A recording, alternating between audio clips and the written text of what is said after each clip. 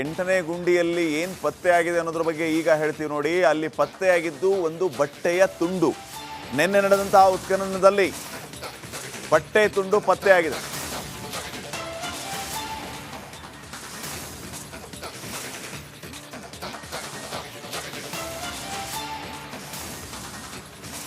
ನೋಡಿ,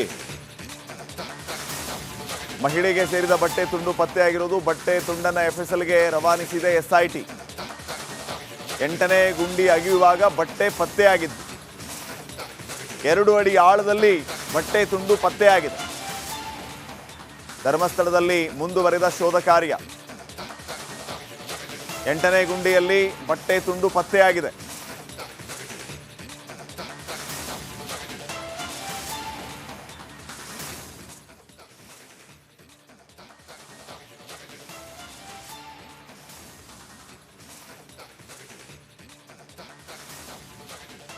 ಧರ್ಮಸ್ಥಳದಲ್ಲಿ ಶೋಧ ಕಾರ್ಯ ಮುಂದುವರೆದಿರುವಂಥದ್ದು. ಎಂಟನೇ ಗುಂಡಿಯಲ್ಲಿ ಬಟ್ಟೆ ತುಂಡು ಪತ್ತೆಯಾಗಿದೆ. ನಿನ್ನೆ ನಡೆದ ಉತ್ಖನನದಲ್ಲಿ ಸಿಕ್ಕಿರುವಂತಹ ಬಟ್ಟೆ ತುಂಡನ್ನು ಈಗಾಗಲೇ SIT ಅವರು ವಶಕ್ಕೆ ತೆಗೆದುಕೊಂಡಿದ್ದಾರೆ. ಮಹಿಳೆಗೆ ಸೇರಿದಂಥ ಬಟ್ಟೆ ತುಂಡು ಪತ್ತೆಯಾಗಿರೋದಲ್ಲಿ ಬಟ್ಟೆ ತುಂಡನ್ನು FSLಗೆ ರವಾನಿಸಿದೆ SIT. ಎಂಟನೇ ಗುಂಡಿ ಅಗೆಯುವಾಗ ಬಟ್ಟೆ ಪತ್ತೆಯಾಗಿರೋದು. 2 ಅಡಿ ಆಳದಲ್ಲಿ ಬಟ್ಟೆ ತುಂಡು ಪತ್ತೆಯಾಗಿದೆ. ಅದನ್ನು SITಗೆ ನೀಡಲಾಗಿದೆ. SIT ಇದನ್ನು FSLಗೆ ಕೊಡೋದಕ್ಕೆ ಎಲ್ಲ ರೀತಿಯ ಸಿದ್ಧತೆಯನ್ನು ಮಾಡಿಕೊಂಡಿದೆ. ಇದರಿಂದ ಮತ್ತೆ ಯಾವ ರೀತಿಯ ಟ್ವಿಸ್ಟ್ ಸಿಗಬಹುದು ಈ ಕೇಸ್ಗೆ ನೋಡೋಣ.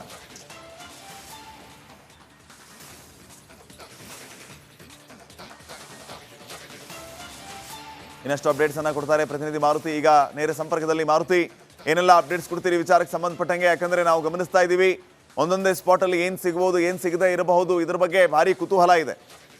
ಮಹಿಳೆಗೆ ಸೇರಿದಂತಹ ಒಂದು ಬಟ್ಟೆ ತುಂಡು ಸಿಕ್ಕಿರುವಂಥದ್ದು, ಇದರಿಂದ ಏನೆಲ್ಲ ನಿರೀಕ್ಷೆ ಮಾಡಬಹುದು? ಕೇಸ್ಗೆ ಯಾವ ರೀತಿಯ ಟ್ವಿಸ್ಟ್ ಸಿಗಬಹುದು?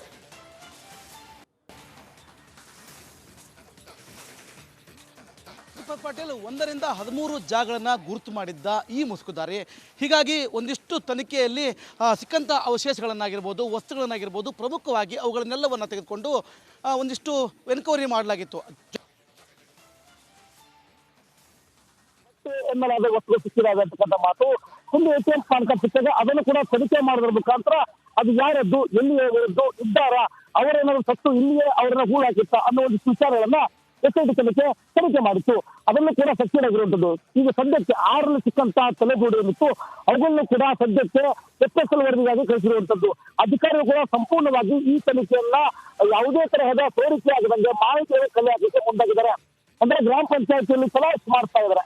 ಯಾವ ವ್ಯಕ್ತಿ ಯಾವುದ್ರಲ್ಲಿ ಯಾವ ದಿನಾಂಕದ ಸತ್ತಿದ್ದ ಅಂದ್ರೆ ಈಗ ಮಾನಸಿಕ ತಲೆಗೂಡೆ ದಿನಾಂಕಕ್ಕೂ ಆ ವ್ಯಕ್ತಿಯ ವ್ಯವಸ್ಥೆಗೂ ಮತ್ತು ಈಗ ಅಲ್ಲಿ ಪಂಚಾಯತಿಯಲ್ಲಿ ಆ ವ್ಯಕ್ತಿ ಆ ರೀತಿ ಆತ್ಮಹತ್ಯೆ ಅಥವಾ ಅವನನ್ನ ಕೊಲೆ ಮಾಡಲಾಗುತ್ತೆ, ಅಲ್ಲಿ ಹೂತು ಹಾಕಿದ್ರ ಅನ್ನೋ ಒಂದಿಷ್ಟು ಮಾಹಿತಿಗಳನ್ನ ಕೊಡಲಿಕ್ಕೆ ಮುಂದಾಗಿರುವಂತದ್ದು. ಸದ್ಯ ಧರ್ಮಸ್ಥಳದಲ್ಲಿ ಇರ್ತಕ್ಕಂತಹ ಗ್ರಾಮ ಪಂಚಾಯತ್ ಇದೆ. ಯಾರ್ಯಾರು ಆ ಒಂದು ವರ್ಷದಲ್ಲಿ ಅಧ್ಯಕ್ಷರಾಗಿಲ್ಲ ಅಥವಾ ಉಪಾಧ್ಯಕ್ಷರಲ್ಲಿ ಕೆಲಸ ನಿರ್ವಹಿಸಿದ್ರು, ಯಾರು ಅಧಿಕಾರಿಗಳಿದ್ರು, ಅವರೆಲ್ಲರನ್ನ SIT ಒಬ್ಬೊಬ್ಬರನ್ನಾಗಿ ತನಿಖೆ ಮಾಡುವಂತ ಮಾಹಿತಿ ಸಿಕ್ಕಿರುವಂತದ್ದು. ಈಗ ಪ್ರಮುಖವಾಗಿ ಗಮನಿಸುವ ಅಂಶ ಎನ್ನುವಂತಂದ್ರೆ ಪಾಟೀಲ್, ಇಲ್ಲಿ ಯಾವತ್ತು ವ್ಯಕ್ತಿ ಸತ್ತಿದ್ದ ಅನ್ನೋ ಒಂದು ವಿಷಯ ಗೊತ್ತಾಗಿದೆ.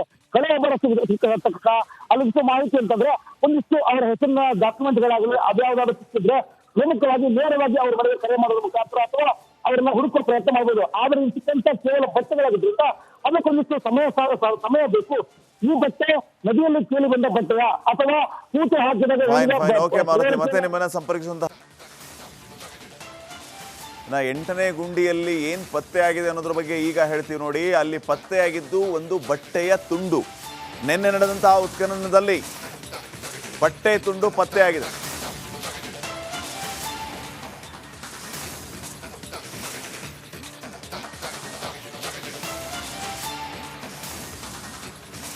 ನೋಡಿ, ಮಹಿಳೆಗೆ ಸೇರಿದ ಬಟ್ಟೆ ತುಂಡು ಪತ್ತೆಯಾಗಿರೋದು. ಬಟ್ಟೆ ತುಂಡನ್ನು FSLಗೆ ರವಾನಿಸಿದೆ SIT. ಎಂಟನೇ ಗುಂಡಿ ಅಗೆಯುವಾಗ ಬಟ್ಟೆ ಪತ್ತೆಯಾಗಿದ್ದು, 2 ಅಡಿ ಆಳದಲ್ಲಿ ಬಟ್ಟೆ ತುಂಡು ಪತ್ತೆಯಾಗಿದೆ. ಧರ್ಮಸ್ಥಳದಲ್ಲಿ ಮುಂದುವರೆದ ಶೋಧ ಕಾರ್ಯ. ಎಂಟನೇ ಗುಂಡಿಯಲ್ಲಿ ಬಟ್ಟೆ ತುಂಡು ಪತ್ತೆಯಾಗಿದೆ.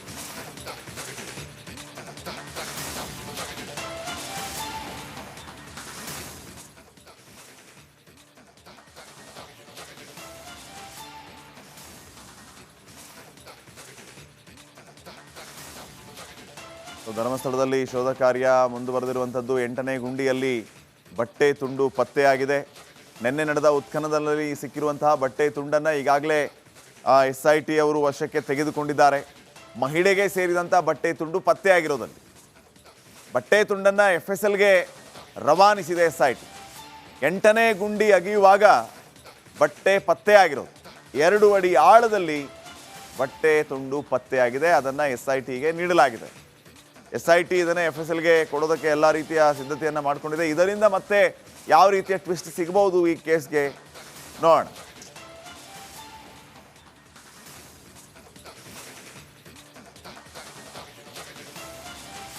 ಇನ್ನಷ್ಟು ಅಪ್ಡೇಟ್ಸ್ ಅನ್ನ ಕೊಡ್ತಾರೆ ಪ್ರತಿನಿಧಿ ಮಾರುತಿ. ಈಗ ನೇರ ಸಂಪರ್ಕದಲ್ಲಿ ಮಾರುತಿ, ಏನೆಲ್ಲ ಅಪ್ಡೇಟ್ಸ್ ಕೊಡ್ತೀರಿ ವಿಚಾರಕ್ಕೆ ಸಂಬಂಧಪಟ್ಟಂಗೆ? ಯಾಕಂದ್ರೆ ನಾವು ಗಮನಿಸ್ತಾ ಇದ್ದೀವಿ ಒಂದೊಂದೇ ಸ್ಪಾಟಲ್ಲಿ ಏನು ಸಿಗಬಹುದು, ಏನು ಸಿಗದೇ ಇರಬಹುದು, ಇದ್ರ ಬಗ್ಗೆ ಭಾರಿ ಕುತೂಹಲ ಇದೆ. ಮಹಿಳೆಗೆ ಸೇರಿದಂಥ ಒಂದು ಬಟ್ಟೆ ತುಂಡು ಸಿಕ್ಕಿರುವಂಥದ್ದು, ಇದರಿಂದ ಏನೆಲ್ಲ ನಿರೀಕ್ಷೆ ಮಾಡಬಹುದು?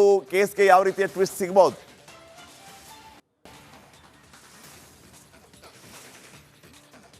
ಪಾಟೀಲ್, 1 ರಿಂದ 13 ಜಾಗಗಳನ್ನು ಗುರುತು ಮಾಡಿದ್ದ ಈ ಮುಸುಕುದಾರಿ.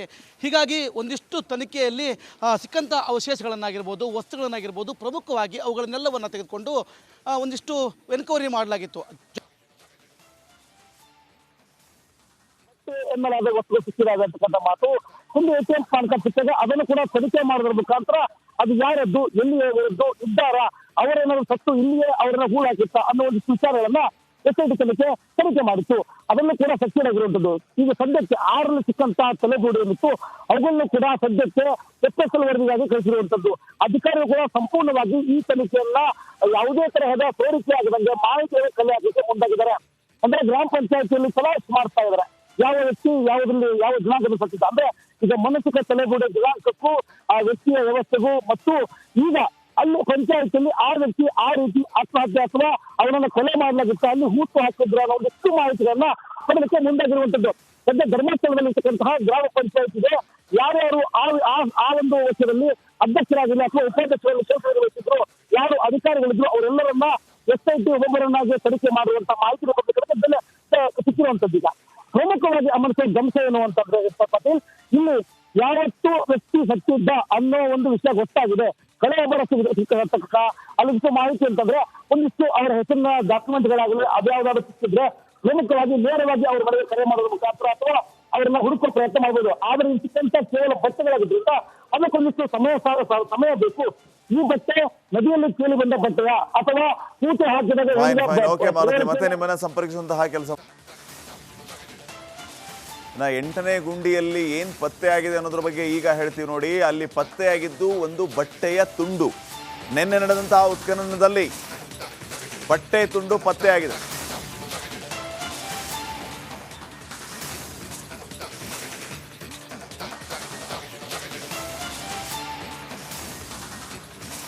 ನೋಡಿ, ಮಹಿಳೆಗೆ ಸೇರಿದ ಬಟ್ಟೆ ತುಂಡು ಪತ್ತೆಯಾಗಿರೋದು. ಬಟ್ಟೆ ತುಂಡನ್ನ FSLಗೆ ರವಾನಿಸಿದೆ SIT. 8ನೇ ಗುಂಡಿ ಅಗೆಯುವಾಗ ಬಟ್ಟೆ ಪತ್ತೆಯಾಗಿದ್ದು 2 ಅಡಿ ಆಳದಲ್ಲಿ ಬಟ್ಟೆ ತುಂಡು ಪತ್ತೆಯಾಗಿದೆ. ಧರ್ಮಸ್ಥಳದಲ್ಲಿ ಮುಂದುವರೆದ ಶೋಧ ಕಾರ್ಯ. 8ನೇ ಗುಂಡಿಯಲ್ಲಿ ಬಟ್ಟೆ ತುಂಡು ಪತ್ತೆಯಾಗಿದೆ.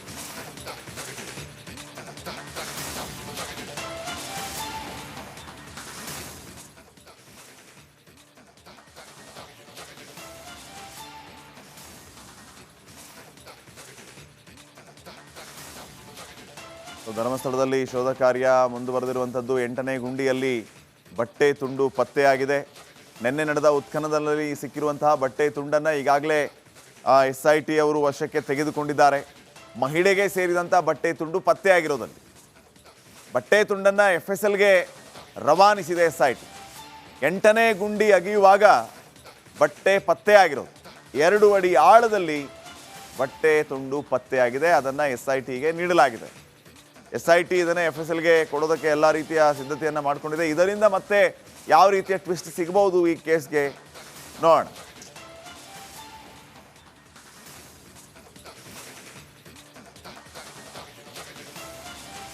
ಇನ್ನಷ್ಟು ಅಪ್ಡೇಟ್ಸ್ ಅನ್ನ ಕೊಡ್ತಾರೆ ಪ್ರತಿನಿಧಿ ಮಾರುತಿ. ಈಗ ನೇರ ಸಂಪರ್ಕದಲ್ಲಿ ಮಾರುತಿ, ಏನೆಲ್ಲ ಅಪ್ಡೇಟ್ಸ್ ಕೊಡ್ತೀರಿ ವಿಚಾರಕ್ಕೆ ಸಂಬಂಧಪಟ್ಟಂಗೆ? ಯಾಕಂದ್ರೆ ನಾವು ಗಮನಿಸ್ತಾ ಇದ್ದೀವಿ ಒಂದೊಂದೇ ಸ್ಪಾಟಲ್ಲಿ ಏನು ಸಿಗಬಹುದು, ಏನು ಸಿಗದೇ ಇರಬಹುದು, ಇದ್ರ ಬಗ್ಗೆ ಭಾರಿ ಕುತೂಹಲ ಇದೆ.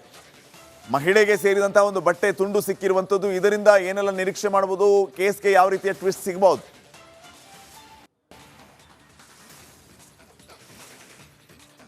ದೀಪಕ್ ಪಾಟೀಲ್ 1ರಿಂದ 13 ಜಾಗಗಳನ್ನು ಗುರುತು ಮಾಡಿದ್ದ ಈ ಮುಸುಕುದಾರಿ. ಹೀಗಾಗಿ ಒಂದಿಷ್ಟು ತನಿಖೆಯಲ್ಲಿ ಸಿಕ್ಕಂಥ ಅವಶೇಷಗಳನ್ನಾಗಿರ್ಬೋದು, ವಸ್ತುಗಳನ್ನಾಗಿರ್ಬೋದು, ಪ್ರಮುಖವಾಗಿ ಅವುಗಳನ್ನೆಲ್ಲವನ್ನು ತೆಗೆದುಕೊಂಡು ಒಂದಿಷ್ಟು ಎನ್ಕ್ವೈರಿ ಮಾಡಲಾಗಿತ್ತು. ಎನ್ನಲಾದ ವಸ್ತುಗಳು ಸಿಕ್ಕಿರಾಗತಕ್ಕಂಥ ಮಾತು. ಒಂದು ATM ಪಾನ್ಕ ಸಿಕ್ಕಾಗ ಅದನ್ನು ಕೂಡ ತನಿಖೆ ಮಾಡೋದ್ರ ಮುಖಾಂತರ ಅದು ಯಾರದ್ದು, ಎಲ್ಲಿಯೇ ಇದ್ದಾರ, ಅವರೇನಾದ್ರು ಸತ್ತು ಇಲ್ಲಿಯೇ ಅವರನ್ನ ಹೂಳಾಕಿತ್ತ ಅನ್ನೋ ಒಂದು ವಿಚಾರಗಳನ್ನ SIT ತನಿಖೆ ಮಾಡಿತ್ತು. ಅದನ್ನು ಕೂಡ ಸಕ್ಸೀಡ್ ಆಗಿರುವಂತದ್ದು.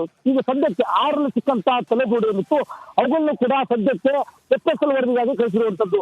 ಅಧಿಕಾರಿಗಳು ಕೂಡ ಸಂಪೂರ್ಣವಾಗಿ ಈ ತನಿಖೆಯನ್ನ ಯಾವುದೇ ತರಹದ ಸೋರಿಕೆ ಆಗದಂಗೆ ಮಾಹಿತಿಯನ್ನು ಕಲೆ ಹಾಕಲಿಕ್ಕೆ ಮುಂದಾಗಿದ್ದಾರೆ. ಅಂದ್ರೆ ಗ್ರಾಮ ಪಂಚಾಯತಿಯಲ್ಲಿ ಚಲಾಯಿಸಿ ಮಾಡ್ತಾ ಇದ್ದಾರೆ. ಯಾವ ವ್ಯಕ್ತಿ ಯಾವುದ್ರಲ್ಲಿ ಯಾವ ದಿನಾಂಕದ ಸತ್ತಿದ್ದ ಅಂದ್ರೆ ಈಗ ಮಾನಸಿಕ ತಲೆಗೂಡೆ ದಿನಾಂಕಕ್ಕೂ ಆ ವ್ಯಕ್ತಿಯ ವ್ಯವಸ್ಥೆಗೂ ಮತ್ತು ಈಗ ಅಲ್ಲಿ ಪಂಚಾಯತಿಯಲ್ಲಿ 6 ವ್ಯಕ್ತಿ ಆ ರೀತಿ ಆತ್ಮಹತ್ಯೆ ಅಥವಾ ಅವರನ್ನ ಕೊಲೆ ಮಾಡಲಾಗುತ್ತೆ, ಅಲ್ಲಿ ಹೂತು ಹಾಕಿದ್ರು ಅನ್ನೋ ಒಂದಿಷ್ಟು ಮಾಹಿತಿಗಳನ್ನ ಪಡೆದಕ್ಕೆ ಮುಂದಾಗಿರುವಂತದ್ದು. ಸದ್ಯ ಧರ್ಮಸ್ಥಳದಲ್ಲಿ ಇರ್ತಕ್ಕಂತಹ ಗ್ರಾಮ ಪಂಚಾಯತಿಗೆ ಯಾರ್ಯಾರು ಆ ಒಂದು ವರ್ಷದಲ್ಲಿ ಅಧ್ಯಕ್ಷರಾಗಿಲ್ಲ ಅಥವಾ ಉಪಾಧ್ಯಕ್ಷರಲ್ಲಿ ಕೆಲಸ ನಿರ್ವಹಿಸಿದ್ರು, ಯಾರು ಅಧಿಕಾರಿಗಳಿದ್ರು ಅವರೆಲ್ಲರನ್ನ SIT ಒಬ್ಬೊಬ್ಬರನ್ನಾಗಿ ತನಿಖೆ ಮಾಡುವಂತ ಮಾಹಿತಿ ಸಿಕ್ಕಿರುವಂತದ್ದು. ಈಗ ಪ್ರಮುಖವಾಗಿ ಅಮರ್ಸೋ ಗಮನ ಎನ್ನುವಂತಂದ್ರೆ ಪಾಟೀಲ್, ಇಲ್ಲಿ ಯಾವತ್ತು ವ್ಯಕ್ತಿ ಸತ್ತಿದ್ದ ಅನ್ನೋ ಒಂದು ವಿಷಯ ಗೊತ್ತಾಗಿದೆ. ಕಳೆಯೊಬ್ಬರ ಸಿಕ್ಕ ಅಲ್ಲಿಷ್ಟು ಮಾಹಿತಿ ಅಂತಂದ್ರೆ ಒಂದಿಷ್ಟು ಅವರ ಹೆಸರಿನ ಡಾಕ್ಯುಮೆಂಟ್ಗಳಾಗಲಿ ಅದ್ಯಾವುದಾದ್ರು ಸಿಕ್ಕಿದ್ರೆ ಪ್ರಮುಖವಾಗಿ ನೇರವಾಗಿ ಅವ್ರ ಮನೆಗೆ ಕರೆ ಮಾಡೋದ್ರ ಮುಖಾಂತರ ಅಥವಾ ಅವ್ರನ್ನ ಹುಡುಕೋ ಪ್ರಯತ್ನ ಮಾಡಬಹುದು. ಆದ್ರೆ ಇಲ್ಲಿ ಸಿಕ್ಕಂತ ಕೇವಲ ಬಟ್ಟೆಗಳಾಗಿದ್ರಿಂದ ಅದಕ್ಕೊಂದಿಷ್ಟು ಸಮಯ ಬೇಕು. ಈ ಬಟ್ಟೆ ನದಿಯಲ್ಲಿ ಕೇಳಿ ಬಂದ ಬಟ್ಟೆಯ ಅಥವಾ ಕೂತು ಹಾಕಿದಾಗ ಮತ್ತೆ ನಿಮ್ಮನ್ನ ಸಂಪರ್ಕಿಸುವಂತಹ ಕೆಲಸ